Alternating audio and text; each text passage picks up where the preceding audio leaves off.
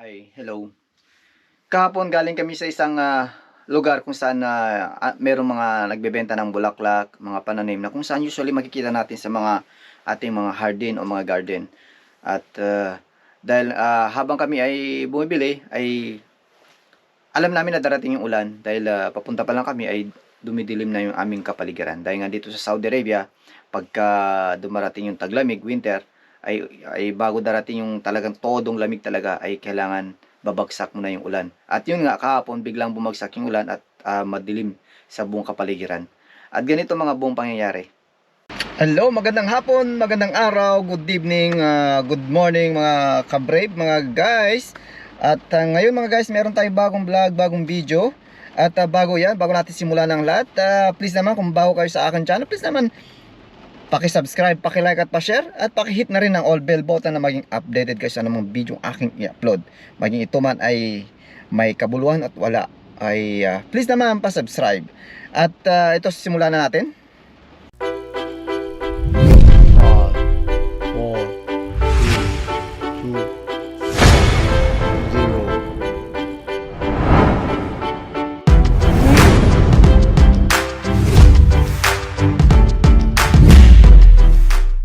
At ito yung mga klase ng mga bulaklak na makikita nyo na aking kinuhanan ng video ay agaganda ng klase ng mga bulaklak dito. Ito ay matatagpuan nyo sa bandang Rauda sa Exit 13, malapit sa Saco. At nasa tabi lamang ng building ng Ministry of Labor ng Saudi Arabia. Yung bulaklak na to na bentahan ng bulaklak. At yun nga, ang gaganda ng mga bulaklak dito.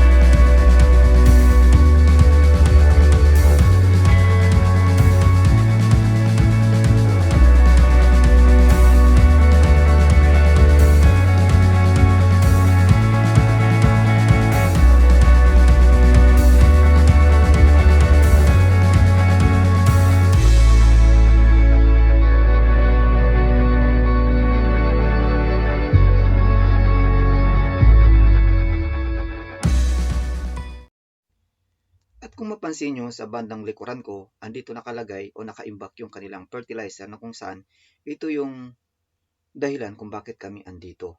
Ay dahil sa gusto namin bumili ng fertilizer para dito sa aming pananim dito sa garden ng aming boss. Dahil kailangan lagyan ng konting fertilizer para maging maganda yung kanyang paglaki para tumaba. Katulad din ng ating mga katawan bilang tao. Nangangailangan yung ating katawan ng vitamina sa ating katawan, katulad ng fruitin, calcium, o ano pa mga vitamina na kailangan natin sa ating katawan para maging malusog tayo. Ganyan din ang mga pananim, kailangan din lagyan ng fertilizer. At mapansin nyo, dito sa bandang likuran nito, ay andito lahat yung mga klase ng kanilang mga pananim na kahit anong klase ng pananim na hanapin nyo dito ay makikita nyo. Nasa sa inyo na yan kung anong pananim ang gusto nyong bilhin dito sa lugar na to. Ulitin ko, itong lugar na to ay nasa bandang Rauda to. Nasa likod lamang ito ng Saudi Labor, makikita to. At doon sa dulo na yon ay hindi na ako pumasok doon dahil baka merong anaconda dyan. Hindi, joke lang.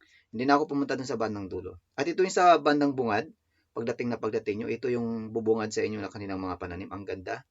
Ang ganda ng kanilang mga bulaklak. Yung iba dito medyo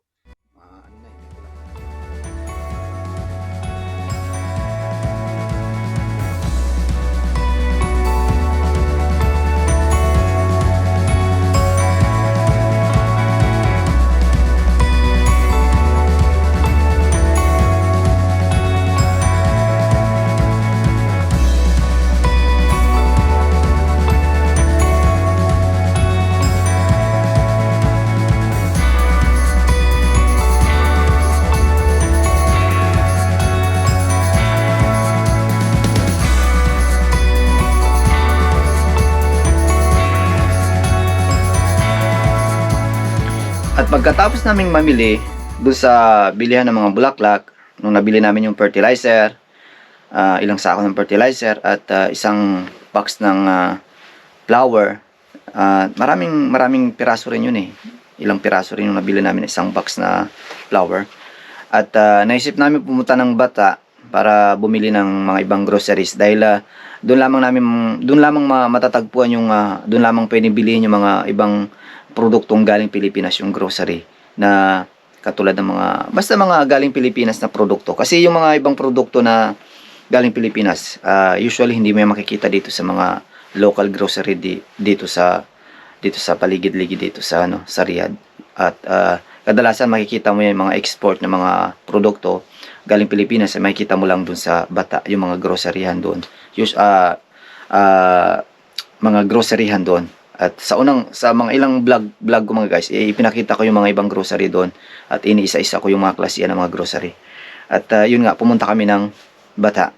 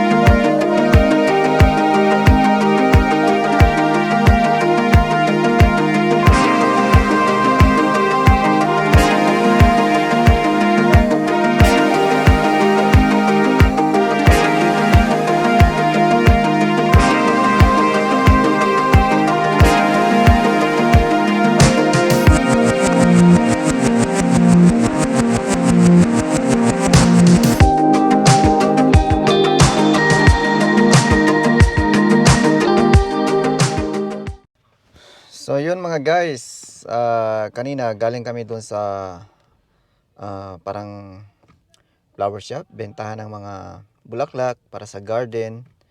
At yun, nakabili na rin kami ng fertilizer.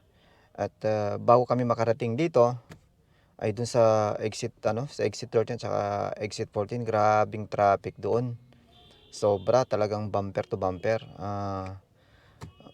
Hindi mo ma-imagine kasi umulan, kasi yung weather kasi dito ay may bagyo. Ewan ko bagyo ano. Hindi, joke lang.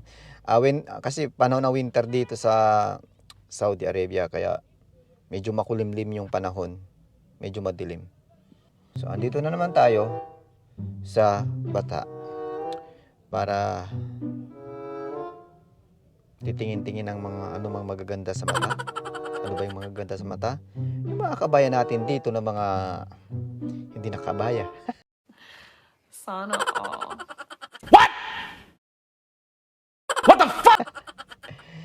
So tara guys, lalabas muna tayo dito sa sakyan at titingin-tingin tayo.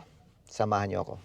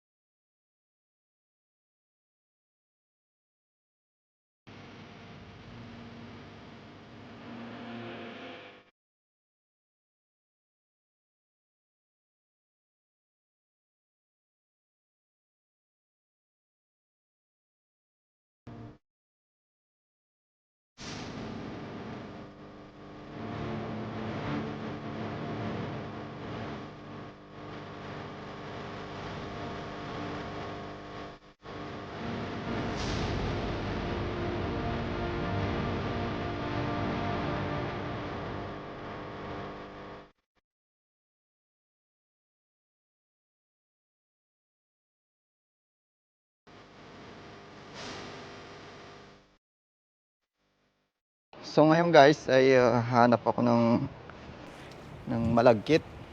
Gusto ko magmerenda malagkit with coffee dahil saktong-sakto sa lamig yung ganitong panahon na magkakapi ka tapos may malagkit. Ang sarap nun guys.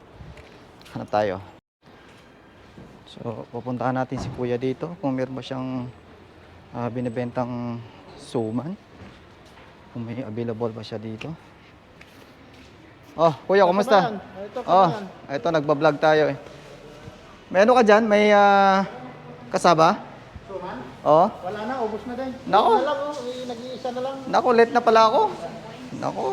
Nag-iisa na lang. 5 na lang yung kuno. Hindi yung ano, yung anong yung kasabang Kasama, ano eh. wala Oh. na, wala. Naku guys, wala nang kasaba. Ito na lang. Better luck next time na lang. Wala na eh. So susunod lang tayo bibili. Kala ko meron pa Suman kuya. pa ba, no? Sige, salamat. Sige, sige. So wala nang kasaba. Sad to say.